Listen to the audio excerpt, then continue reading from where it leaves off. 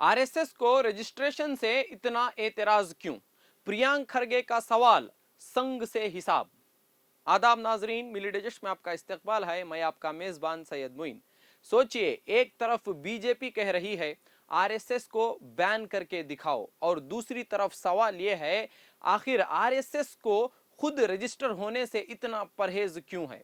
क्या किसी तंजीम का पब्लिक जमीन, गवर्नमेंट स्कूल या सरकारी मैदान इस्तेमाल करना है तो उसके लिए कानून एक जैसा नहीं होना चाहिए?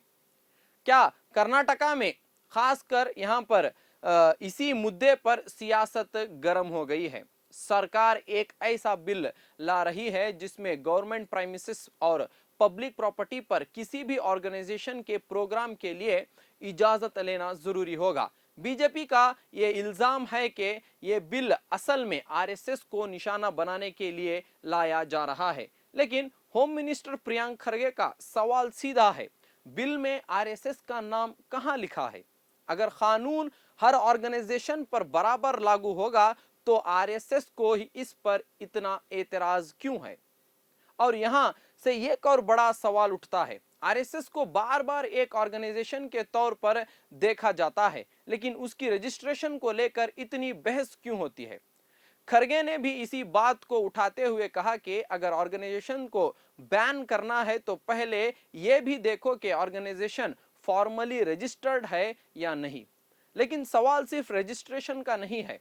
आखिर रजिस्ट्रेशन से किसी तंजीम को डर क्यों होना चाहिए?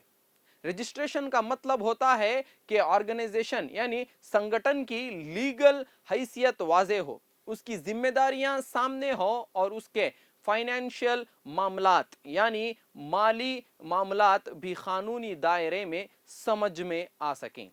तो फिर सवाल उठता है, क्या आरएसएस अपनी संगठन और फाइनेंशियल ट्रांसपेरेंसी और ज्यादा पब्लिक करने से खतरता है? यानी बात इल्जाम लगाने की नहीं, हिसाब और ट्रांसपेरेंसी की भी है। प्रियांक खरगे ने आरएसएस के फ्रीडम स्ट्रगल में किरदार पर भी सवाल उठाया। उनका कहना था कि आखिर आरएसएस ने कौन सी आजादी की जंग में हिस्सा लिया? उन्होंने कांग्रेस के शहीदों का हवाला देते हुए आरएसएस से भी अपने हिस्टोरिकल रिकॉर्ड्स सामने रखने को कहा है।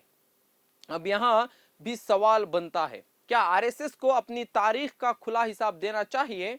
क्या हिंदुस्तान की आजादी पार्टीशन के दौरान उसका किरदार और उसके बाद की सियासी सोशल एक्टिविटीज पर खुली बहस नहीं होनी चाहिए?